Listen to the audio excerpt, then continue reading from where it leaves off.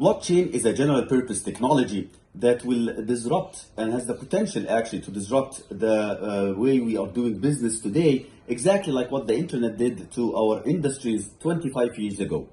Blockchain as a distributed ledger technology that is secure, that is tamper-proof, has two main economical drivers.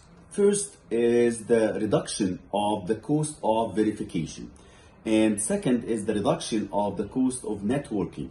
And these two economic drivers, together with the capabilities to integrate with Internet of Things, with artificial intelligence and cloud computing, the ability to incorporate smart contracts, all these give the blockchain-based solutions a huge potential and value proposition to various industries.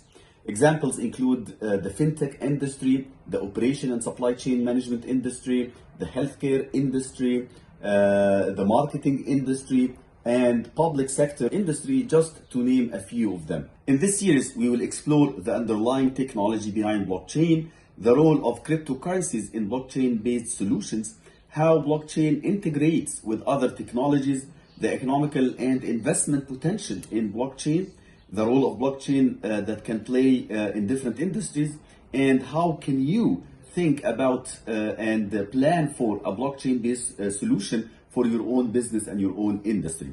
So please join us.